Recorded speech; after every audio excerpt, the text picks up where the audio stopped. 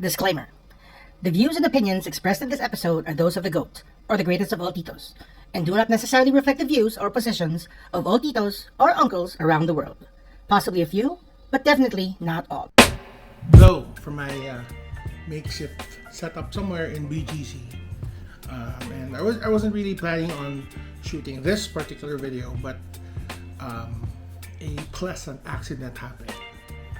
So someone from my family was walking around this area in BGC and chanced upon a, shall I say, hole in the wall. And when I started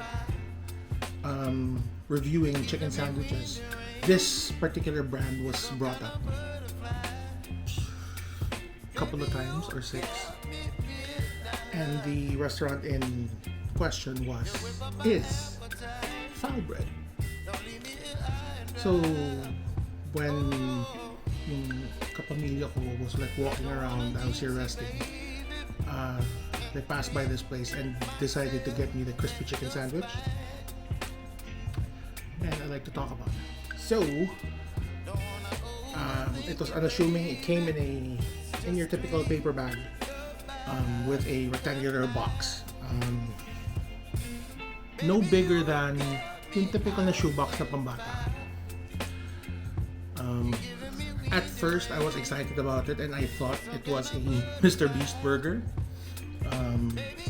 To my disappointment, kasi hindi siya Mr. Beast burger. It wasn't.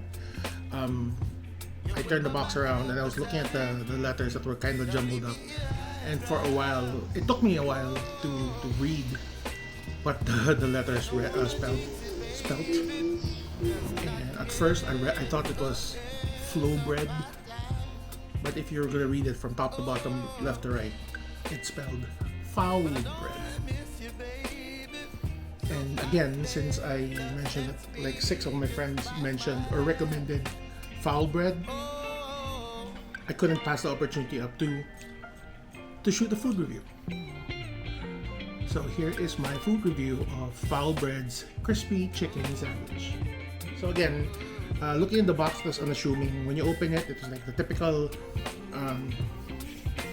It's starting to become like a standard yung itsura niya, wherein the box, when you open it, nandun yung chicken sandwich, may side of fries, a thing of ketchup. But what immediately caught my eye was that small packaging on top. So when you pull it out and when you take out the contents niya, it was chicken skin around this big. Chicken skin, 2 pieces to be exact, and it was full of spices. So amoy niya, when you touch it, may ganun siya, may parang konting grit ng konti. When you smell it, amoy mo yung spices niya. And when you bite into it, sobrang in packed with flavor. Sobra. Iba-iba, may alat, may tamis, may konting anghang, parang may konting MSG, I do not know. To savory, pero may konting sweetness. It's really good. By the time I decided to shoot, I think I already finished 1 of the 2. And yeah, it was really good.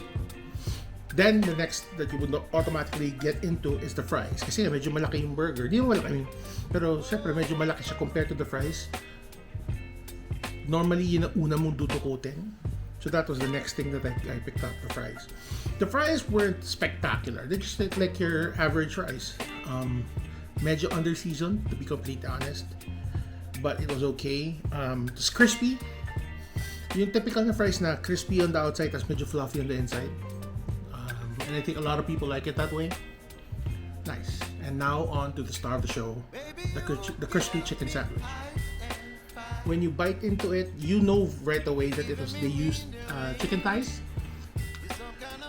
and you cannot complain with chicken thighs.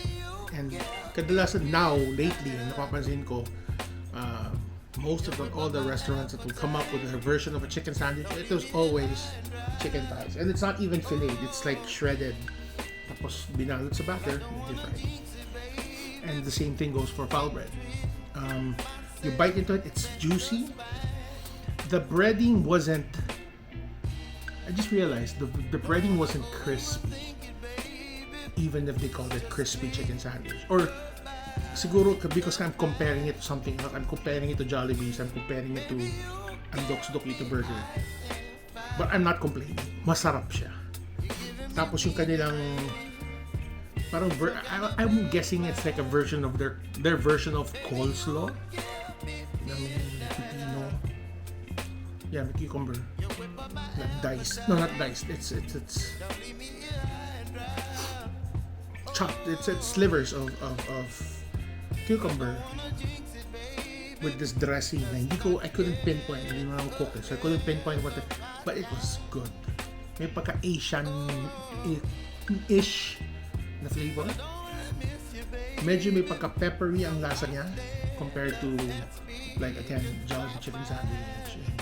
But the pinaka-blueprint of a chicken sandwich nandun. The burger bun, chicken thighs na shredded. Hindi yung sobrang pino shredded. Yung parang kinala ganun, then nilagyan ng konting coating, may batter, then fry lang siya either pan fried or deep fried. But it wasn't greasy. At least sa panlasa ko. It's nice. Because nga it is foul bread and it is in BGC, I guess it would justify the price of mga 500-ish. Again, like what I've been saying in my past food review videos, sa ganung price point, you cannot get that on impulse. And I guess even for people who live here in BGC, I don't think they can get that on impulse. Again, siguro twice a week. Once a week?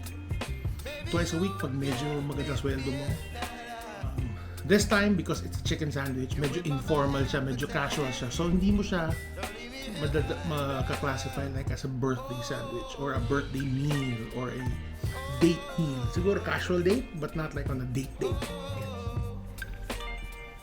I would recommend it for the experience. But it's not something like I would tell you na go out now. After this video, go to BGC, look for foul bread. It's in High Street. So, good job. Good job, foul bread. This Tito is impressed. Hindi masyado sa presyo, but masarap ang lasa niya. So that's it for today's video. My food review of foul bread. Let me know what you think. Leave your comments down below. Bye.